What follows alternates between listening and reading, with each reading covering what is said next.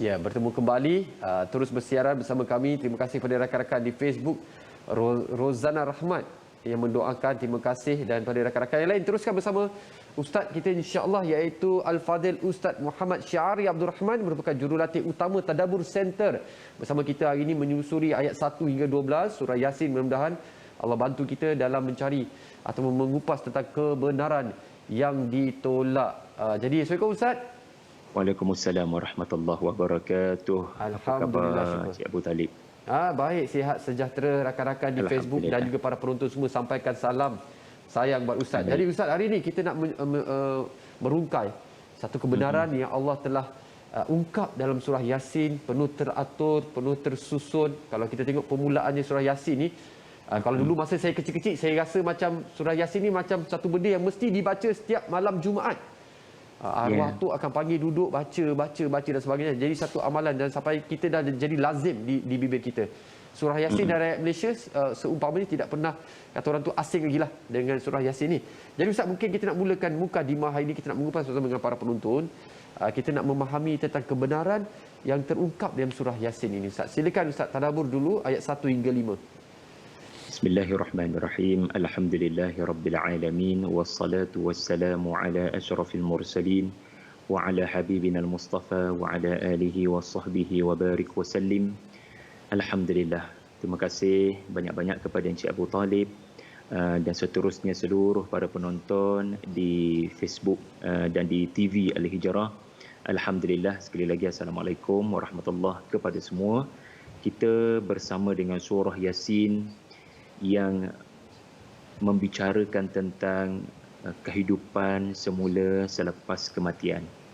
Ini perkara yang paling besar disampaikan oleh Al-Quran dalam surah surah Yasin, yang merupakan surah yang ke-36, yang merupakan surah yang turun sebelum hijrah, ya, surah Makkiyah, yang mengandungi 83 ayat, yang kita tidak pernah berpisah dengan surah ini setiap hari Jumaat. Alhamdulillah, Allah berikan masa kepada kita macam Cik Abu Talib kongsikan tadi sejak daripada kecil, termasuk saya sejak daripada kecil.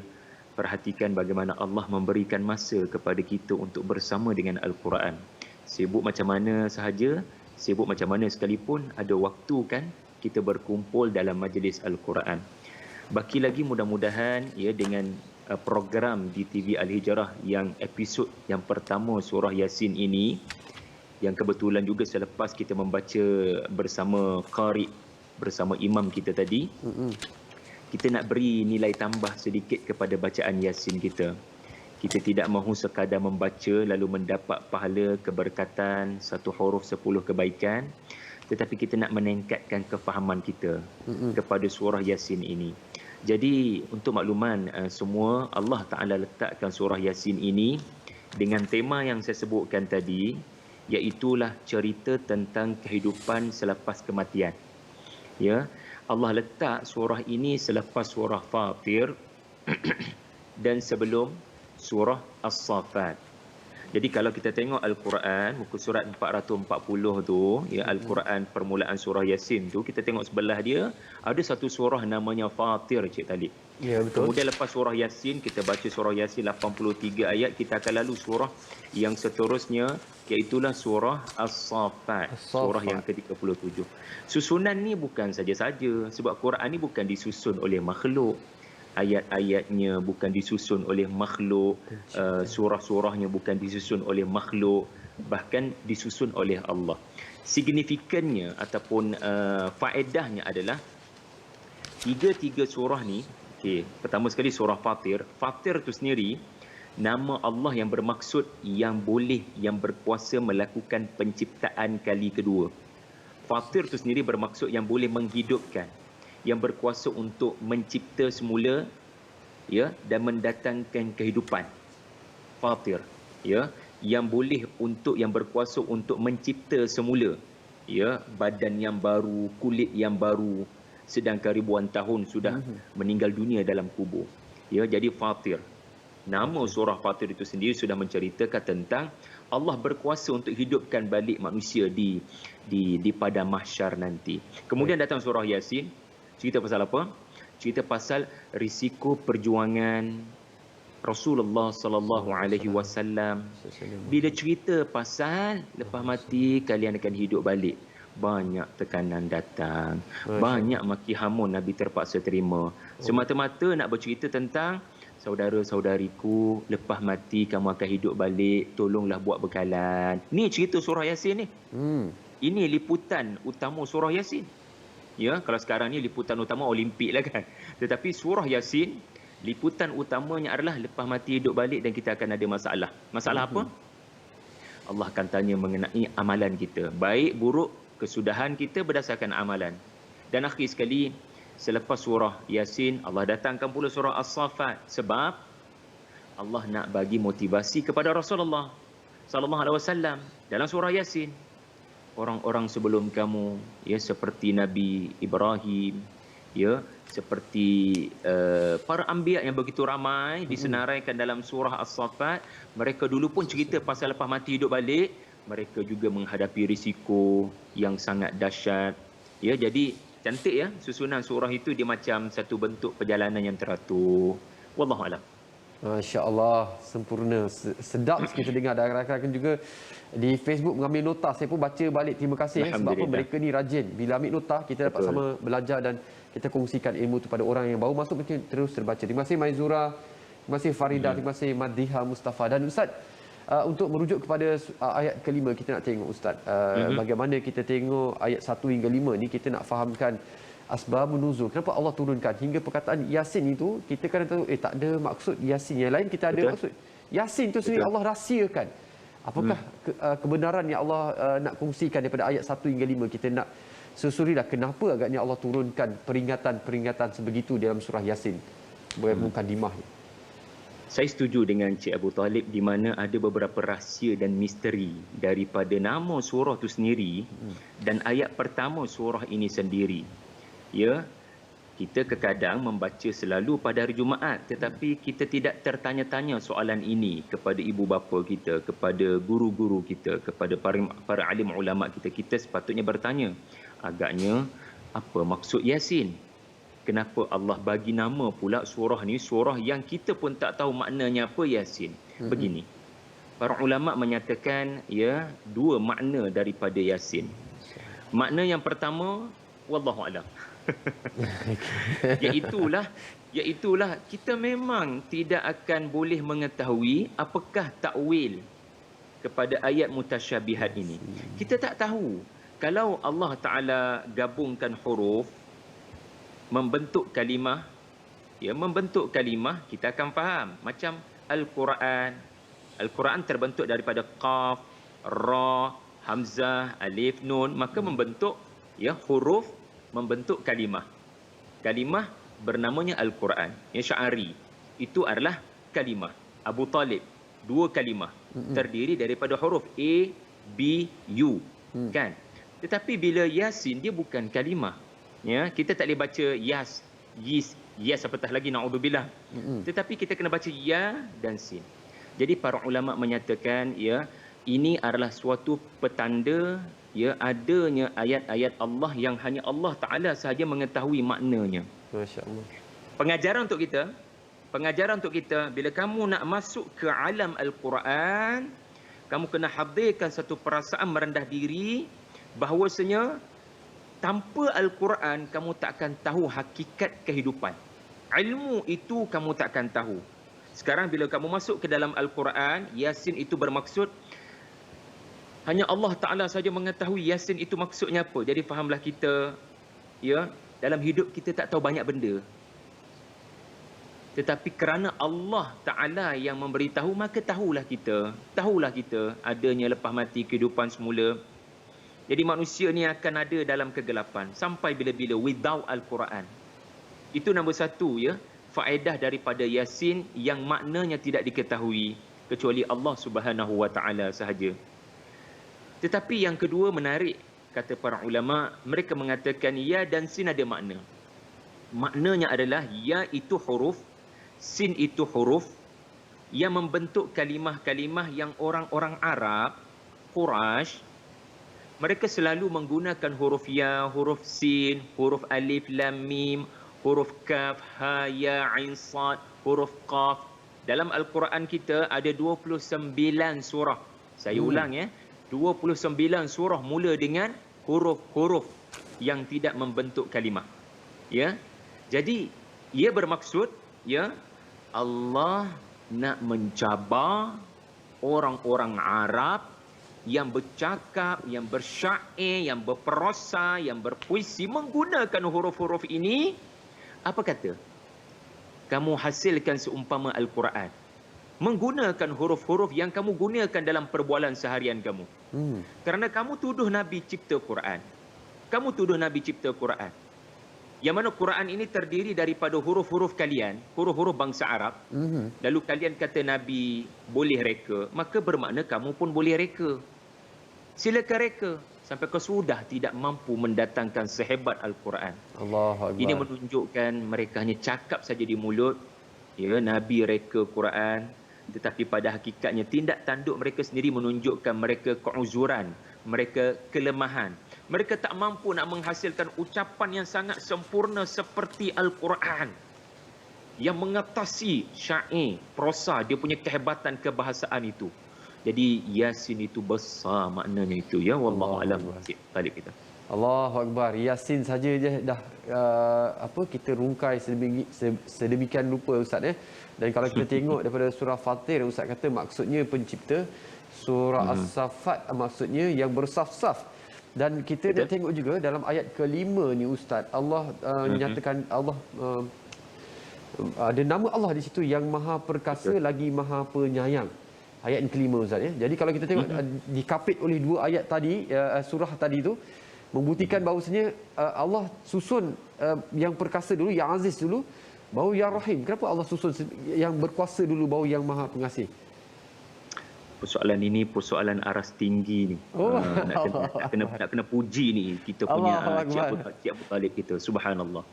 Kalaulah orang yang membaca Yasin boleh bertanya soalan ini, saya kira kita menuju kepada satu budaya tadabbur yang baik. Jadi menariknya Tanzil Al-Azizir Rahim yang menurunkan Al-Quran beransur-ansur yang maha gagah perkasa tidak boleh dikalahkan. Ini makna Al-Aziz, Al-Ghalib, Al-Nasir. Al-Rahim yang maha memberikan rahmat khususnya pada hari akhirat. Jadi kenapa disusun begitu ya? Kerana ketika surah Yasin diturunkan, kumpulan yang pertama disasarkan adalah kumpulan majority. Kumpulan yang kedua disasarkan adalah kumpulan minority. Siapa dia? Majority adalah orang-orang yang kafir, yang menentang habis-habisan ajaran Islam, yang merancang untuk membunuh Nabi sallallahu alaihi wasallam dan para sahabat, yang keras hati mereka. Maka kepada mereka Allah menyebut nama Allah Al-Aziz. Maksudnya apa? Kata para ulama seperti As-Sa'di rahimahullah, Al-Aziz adalah Allah maha gagah untuk melindungi para rasul daripada diapa-apakan. Wahai kalian yang berbangga dengan kuantiti yang ramai, yang mengatakan ya kalian boleh membunuh para rasul, perhatikan dalam surah Yasin. 3 orang rasul tidak mampu diapa-apakan oleh kaum yang majoriti ya kafir, dan besar jumlah mereka merasakan mereka boleh buat apa sahaja, tetapi ternyata 3 orang je rasul. Fa'azzazna bithalith. Perhatikan perkataan azaza yang sama daripada Al-Aziz. Fa'azzazna, 3 orang rasul tidak boleh diapa-apakan. Ingat ya, seluruh orang kafir berhimpun untuk menimpakan keburukan kepada orang beriman. Takkan berlaku walau sedikit pun keburukan seandainya Allah tak izinkan. Ar-Rahim adalah kumpulan minoriti dari kalangan para sahabat yang kekal beriman ataupun yang baru memeluk Islam. Kepada mereka Allah memperkenalkan dirinya sebagai Ar-Rahim. Apa makna Ar-Rahim? Allah mengampunkan kamu. Allah Ta'ala memberikan kamu hidayah, kekuatan iman. Dan dalam surah Yasin memang ada cerita 1 orang sahaja yang beriman. Daripada majoriti yang tak beriman, ya, hanya 1 orang saja beriman. Dan Allah berikan rahmah dalam bentuk dia mempunyai iman yang mantap sehingga dia cintakan kehidupan selepas mati lebih daripada kehidupan dunia. Lelaki berkenaan telah mati dipukul, tetapi beliau mendapat kematian yang husnul khatimah. Masya Allah. Qila dukhulil jannah. Allah tunjukkan syurga kepada beliau. Ini juga bentuk rahmah. Masya Mungkin Allah. Allah kan, mungkin Allah dia tak ubah, dia tak beri perlindungan kepada kita sebagaimana para rasul, tetapi dia beri kita kekuatan iman sehingga kita mati pun dalam keadaan iman yang mantap, macam lelaki dalam surah Yasin yang kita akan ceritakan minggu depan insya-Allah. Allahu Akbar. Ada cliffhanger situ. Cliffhanger di situ. Next episode ya. InsyaAllah. Tak sabar je. Tapi Ustaz, kita nak menginjak kepada ayat ke-6 ni. Di mana izinkan saya baca maksudnya. Agar engkau memberi peringatan kepada satu kaum yang nenek moyangnya belum pernah diberikan peringatan.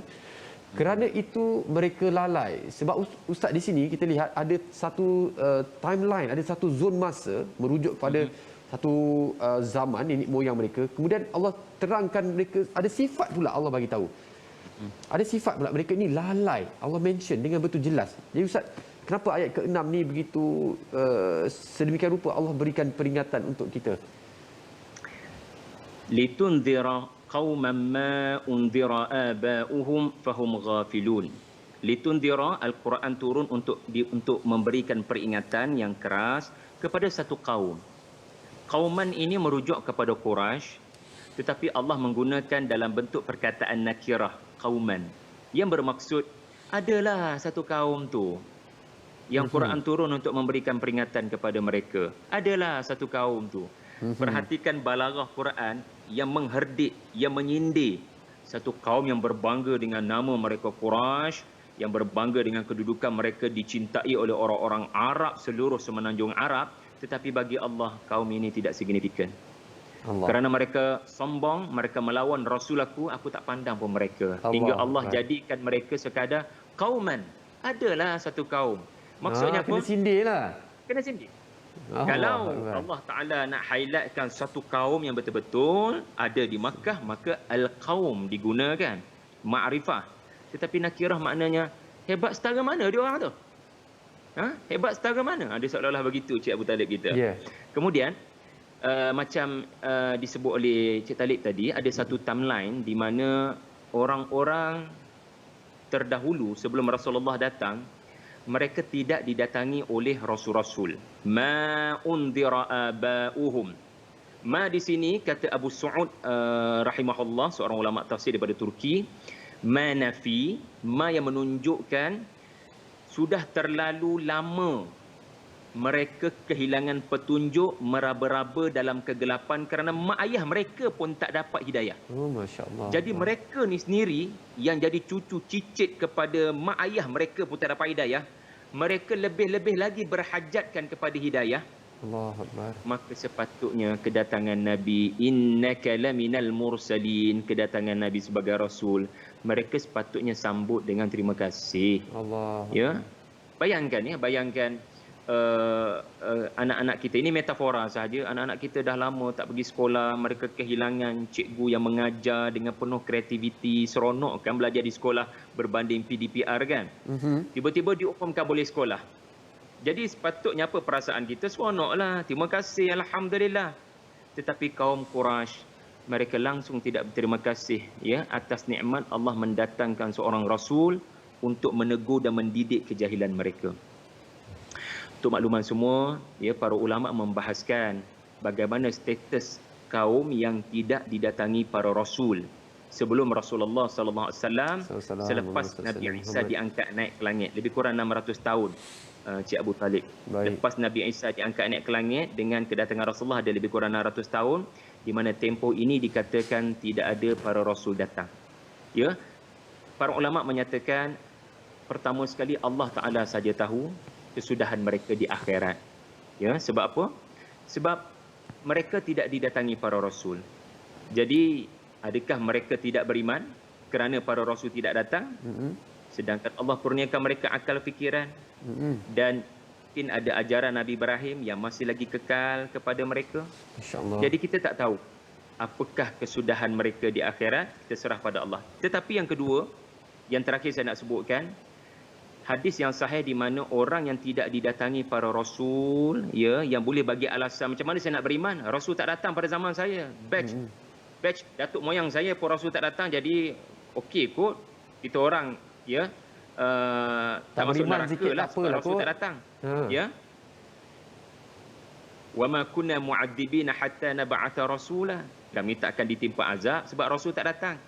Tidak, kerana hadis yang sahih daripada Ibnu Hibban, setiap ahlul fatrah, dia punya gelaran tu ahlul fatrah, satu kumpulan yang hidup pada zaman rasul-rasul tidak datang, seruan tak sampai, akhirat kelak mereka akan diuji dengan ujian yang khusus. Allah akan minta mereka masuk ke dalam api. Kalau mereka masuk, mereka akan mendapati api itu sejuk dan sejahtera, mereka akan ke syurga. Di akhirat kelak mereka akan diuji dengan ujian khusus. Tetapi kalau mereka menolak dan enggan, mereka akan diazab. Jadi memang menarik, ya, kalau kita membahaskan ahlul fatrah ini. Wow, kat mana tu kita nak bahas tu ahli fatrah tu Ustaz? Nantilah ya, nanti cliffhanger kedua. Dah Ustaz. Jadi Ustaz kata tadi anggaran ada maklumat bahawasanya antara nabi sebelum Nabi Muhammad dalam 600 tahun ya. Tapi kita patut bersyukur Allah ni Maha Pengasih, Maha Penyayang. Allah utuskan Nabi Muhammad SAW 1400 tahun. Alhamdulillah hingga hari ini Allah kasih kat kita, Allah kesian kat kita, Allah sayang kat kita, Allah campakkan cahaya sedikit tiupan iman untuk kita. Syukur Alhamdulillah, dah hari ini kita dapat mengupas ayat Al-Quran sekali lagi. Dan kalau kita nak merujuk pada ayat ke-7, Allah juga telah bersumpah di sini ya Ustaz, sesungguhnya. Lepas tu ayat seterusnya pasti. Dia tak ada 50-50, agaknya tak ada. Dia pasti Ustaz kan. Jadi kita nak tahu kenapa Allah bersumpah dengan ayat pasti tapi di ujungnya kepada orang yang tak beriman. Kenapa Ustaz begini ayat ini diturunkan? Bismillahirrahmanirrahim. Laqad haqqal qawlu ala aktsarihim fahum la yu'minun. Telah benarlah perkataan Allah. Akan benarlah perkataan Allah, tiada sebarang keraguan bahawasanya mereka, iaitulah majoriti mereka, tidak akan beriman. Okey, perhatikan perkataan al-qaul. Al-qaul ni maksudnya perkataan. Contoh saya ni makhluk. Saya memberikan saya punya judgement, perkataan saya, kesimpulan saya, iaitulah masih ada yang berpotensi dari kalangan kaum saya, katakan kaum Quraisy. Saya tengok masih ada yang berminat bila saya berdakwah. Jadi saya akan terus berdakwah sebab ada yang memberikan perhatian. Jadi saya memberikan kesimpulan tentang kaum saya dengan keterbatasan ilmu saya tentang masa hadapan. Dan saya hanya menilai apa yang nampak depan mata saya. Ada orang berminat, ada orang mengira, ada orang angguk apa yang saya dakwahkan. Tetapi al-qaul pada ayat 7 merujuk kepada qaulullah yang maha sempurna ilmunya. Apa makna maha sempurna? Allah tahu masa hadapan. Bahawasanya ada kalangan kaum Quraisy yang akan mati dengan kekufuran. Kita tak tahu. Kita makhluk. Kita tak tahu orang ni akan mati sebagai beriman ataupun sebagai kafir. Depan mata kita dia hidup. Tetapi kita tak nampak macam mana dia mati. Allah nampak. Allah tahu. Metaforanya begini, walillahil mathalil a'la. Cik Abu Talib ambil peperiksaan. Dalam dewan peperiksaan kena tanda tu jawapan A ke B ke, ya, dan ada pegawai peperiksaan satu orang, jaga peperiksaan 200 orang katakan. Memilih jawapan yang betul tugas kita. Betul kan? Saya kena pilih jawapan yang betul. Kena tanda yang betul. Pegawai peperiksaan tak campur tangan. Kita yang buat pilihan. Nak pilih dosa ke nak pilih pahala, nak pilih taat ke nak pilih maksiat, nak pilih jawapan A ke B ke C ke D, kita pun tanda. Tetapi pegawai peperiksaan punyalah hebat. Dia dah tahu dah keputusan kita. Masya-Allah. Dia dah tahu dah kita akan pilih jawapan apa. Walillahil mathalil a'la. Itu metafora. Nak katanya Allah bukan makhluk. Allah itu Khaliq. Allah itu Al-Alim. Allah itu Maha mengetahui apa keputusan yang akan dibuat oleh orang-orang kafir di masa akan datang.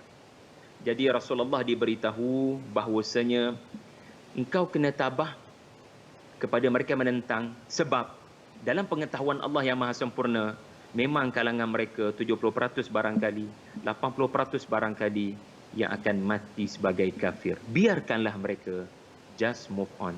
teruskan dakwahmu menyampaikan. Masya Allah, tak ke sedap dengar kan bila dapat just move on tu. Allah beri satu kata pujukan buat Nabi Muhammad SAW dan buat kita semua. Just move on. Segala kebaikan kita nak buat, kita teruskan insya-Allah. Dan metafora Ustaz tu sangat cantik. Dan kita juga nak menginjak kepada soalan seterusnya. Tapi kita nak berehat seketika di sini. Kalau kita dapat sama-samalah para penonton semua, kita rujuk ayat ke-8 dan seterusnya. Kita akan kupas sama-sama. Ayat ke-8 ada juga tentang Allah bersumpah tentang sesungguhnya telah kami pasang belenggu di leher mereka, lalu tangan mereka diangkat ke dagu, kerana itu mereka terengadah. Jadi kita nak tahu apakah yang dimasukkan dengan ayat yang ke-8 ini. Kita akan berehat seketika, kembali bersama dengan insya-Allah Ustaz Muhammad Syahari Abdul Rahman sebentar saja lagi. Jangan ke mana ya.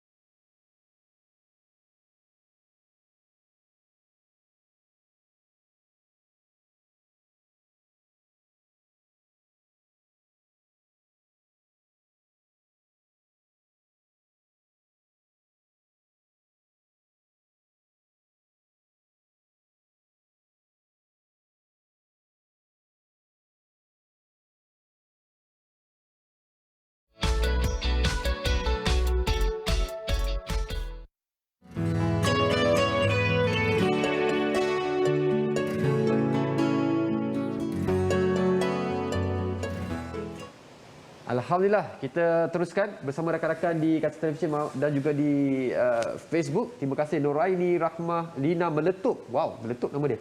Aziza Bukhari yang terus kongsi dan share live ini kepada rakan-rakan. Terima kasih banyak-banyak. Tag mereka sama-sama untuk kita teruskan 6 lagi berbaki ayat surah Yasin kita hari ini. Ayat 1 hingga 12. Dan kita teruskan bersama dengan Ustaz.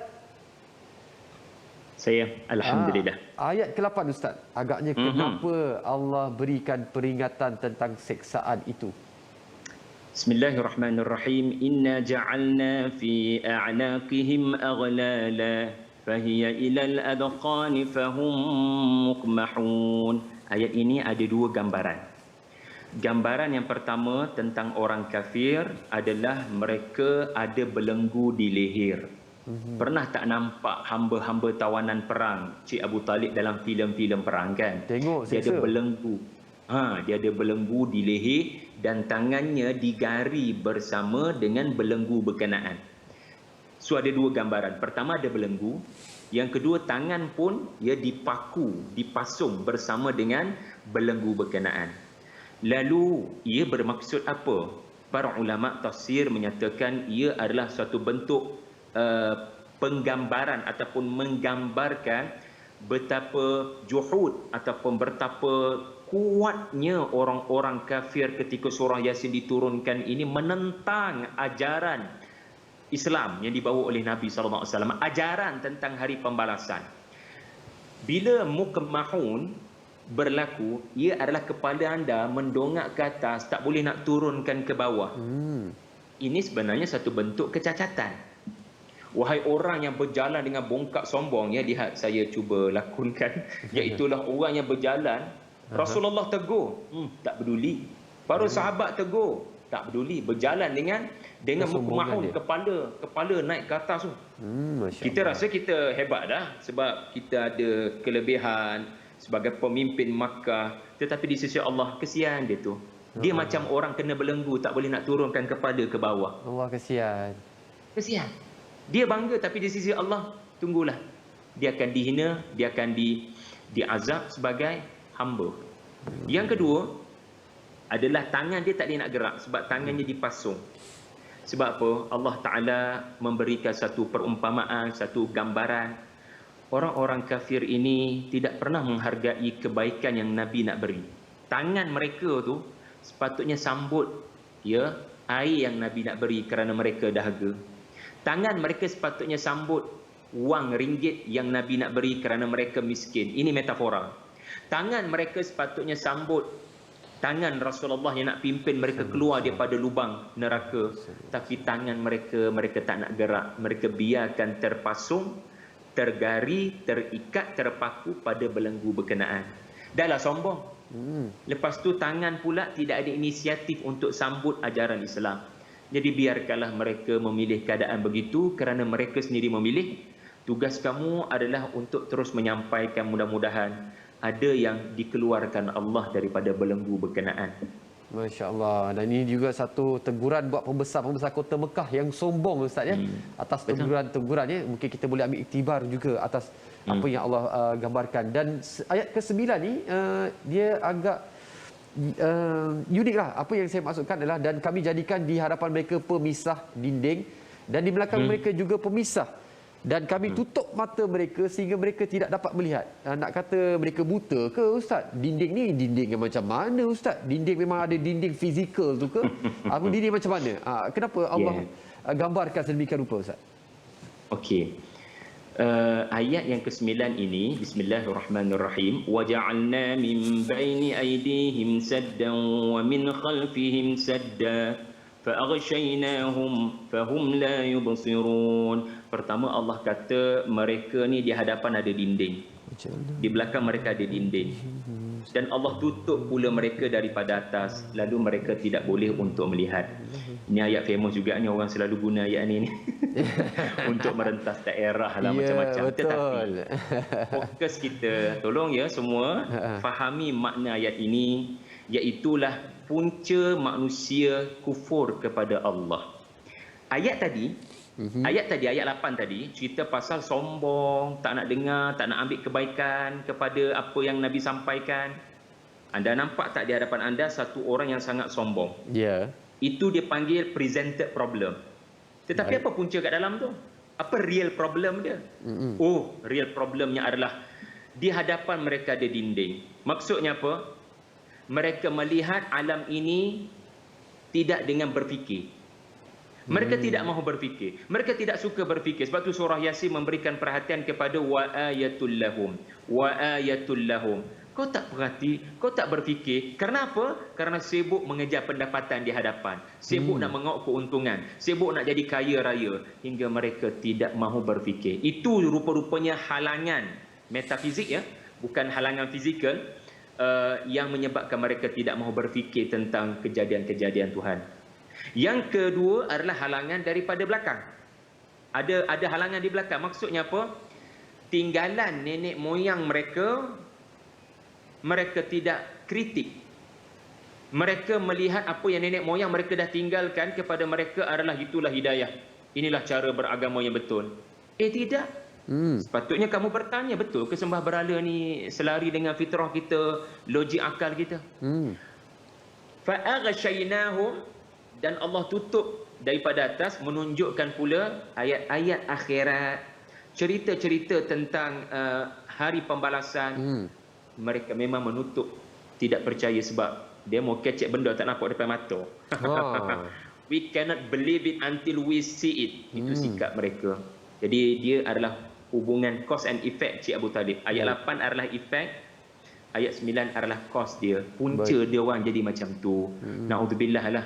Kita duk baca ayat ni selalu untuk kepentingan peribadi kita. Yang kita risau ayat 9 tu tuju pada kita. Punca kita tak bersyukur di hadapan Allah. Itu Masya Allah, sibuk dengan kejar dunia, kejar follower, kejar berapa sale, tunjuk tu, tunjuk ni, ya Ustaz, ya. Moga Allah berikan kita peringatan. Tengok diri sendiri, cermin diri sendiri, ya. Jangan kita yang termasuk dalam dinding yang Allah tutup daripada rahmat Allah ni. Dan ayat ke-10 Ustaz. Ini kalau kata peribahasanya ibarat mencurah air ke daun keladi. Kan? Macam tak ada apa-apa. Allah dah bagi tahu sifat dia ni. Kau bagi nasihat ke, tak bagi nasihat ke, dia tetap tak beriman. Kenapa Allah gambarkan? Adakah ini untuk melunak ataupun memujuk Nabi Muhammad SAW ke, ataupun apa yang nak kita belajar daripada ayat ini, Ustaz? Ya, ayat ini memang memujuk Nabi, memberikan motivasi kepada Nabi SAW agar teruskan bercakap.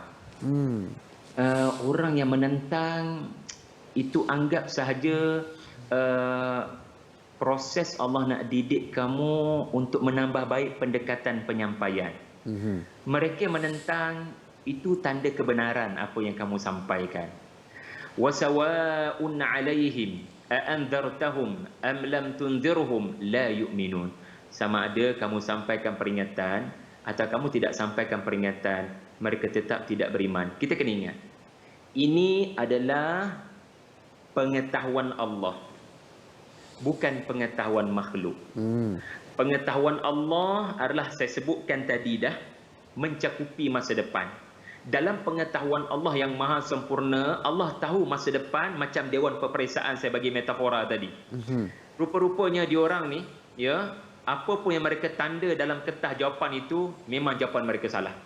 Mereka yang memilih untuk jawab salah. Jadi kita dah tegur dah dalam dewan peperiksaan. Rupanya tak berguna juga. Mereka tak ubah juga jawapan mereka. Jadi ayat yang ke-10 tu menandakan pada pengetahuan Allah, ada orang tak ada manfaat pun kamu bagi tazkirah. Tetapi isunya Nabi tak tahu siapa. Allah tak beritahu siapa. Itu isunya. Lalu kerana Allah tak beritahu siapa kecuali Abu Lahab lah, Allah turunkan surah khusus tentang Abu Lahab. Jadi memang tak ada manfaat dah tazkirah kepada dia sebab Allah beritahu dia dalam neraka. Maknanya Allah tahu keputusan dia. Tetapi bila Allah tak beritahu nama-nama yang lain, maka fahami Nabi, kefahaman Nabi adalah saya kena teruskan perjuangan, saya kena sampaikan, sekurang-kurangnya ada 2-3 orang akan beriman, itu sudah cukup baik. Kerana tentang siapa yang tak beriman, walaupun saya dah bagi peringatan, itu hak Allah. Faham. Itu adalah hak Allah untuk mengumumkan. Masya Allah, faham. Sebagai satu bentuk kekuatan keyakinan kepada saya, memang akan ada orang menentang. It's okay, no problem. Teruskan perjuangan. Hargai orang yang duk dengar tu. Yang duk dengar tu entah-entah ada potensi dapat hidayah. Yang duk melawan 70%, yang duk melawan 80% tu, alah, ketepikan mereka. Memang mereka ni takkan ambil manfaat pun daripada tazkirah walaupun kamu bertubi-tubi menyampaikannya. Subhanallah. Allahu Akbar. Satu ayat motivasi Ustaz, ya, untuk kita juga. Barangkali ada kita nak menasihatkan orang yang kita sayang, orang kaum keluarga kita, tapi mereka tak dengar. Itu Itu hidayah Allah, itu atas rahmat Allah SWT. Dan sangat cantik juga Allah susun ayat seterusnya. Ini yang selalu kita dengar motivator antarabangsa kata what you focus will grow, point of focus kan. Dan dalam ayat ini Allah Taala dah sebenarnya dah terangkan. Beri tumpuan pada mereka nak dengar. Ustaz, apa kecantikan dalam ayat ini mungkin kita boleh belajar sama-sama Ustaz? Apa kecantikan ayat 11 ini? Saya suka istilah Cik Abu Talib sebab ia memang menyempurnakan mesej ayat sebelumnya. Anda bayangkan ya, satu orang yang terluka ya kerana jual produk. Saya bagi metafora saja, walillahil mathalil a'la. Dia jual produk, Allah tak ada orang beli, sedihlah. Sales hari ni tak ada orang beli, tak pulang modal pun. Hari kedua, hari ketiga still sama, tak pulang modal pun. Tetapi isteri bisik pada kita, bang, jangan putus asa. Sebenarnya ada orang bukan tak nak beli, dia tengah berfikir dan mempertimbang untuk beli ke tidak. Ingat ya, Nabi SAW 28 tahun dalam dunia perniagaan. Dan perniagaan memerlukan motivasi. Antara motivasi yang paling besar adalah sebenarnya orang kata apa, customer always right kan? Ya. Customer selalu betul. Kita yang kena baiki pendekatan. We have the best product without a good marketing plan barangkali, without a good strategist.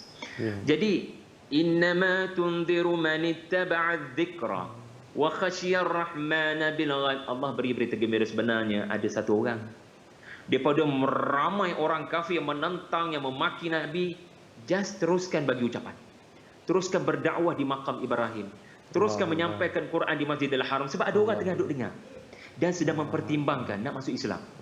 Kerana satu orang ni yang sangat berharga di sisi Allah, maka teruskan menyampaikan. Yang menentang tu abaikan, yang melawan, yang memaki, yang nak belasah para sahabat, abaikan mereka. Jangan kecewa dengan mereka, jangan terluka dengan mereka, jangan koyak dengan mereka. Just teruskan menyampaikan, sebab Allah sedang beritahu, man, ada satu orang sedang mendengar dengan teliti apa yang Nabi sampaikan, dan bila dia balik ke rumah, wa khasyiyar rahmana bil ghaib, dia sedang mempertimbangkan untuk mengikut Nabi dan memeluk Islam.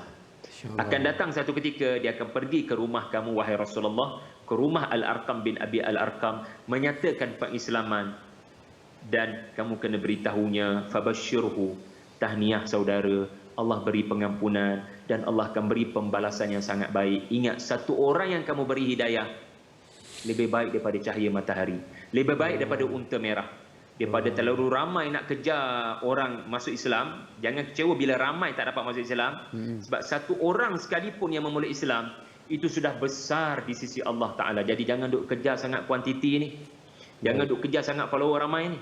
Yang penting yang sedia ada tu, follower sedia ada tu, yang mengikut ajaran Islam tu, kamu mantapkan tarbiyah dia, beri perhatian kepada dia, kukuhkan imannya.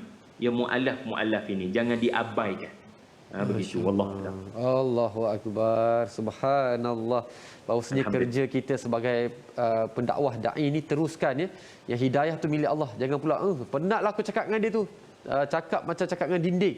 Kan kita sangkakan dengan kerja kita, dengan ibadah dengan dakwah kita tu orang tu dapat hidayah. Sebenarnya tidak, sebenarnya Allah yang izinkan. This is a process, Ustaz.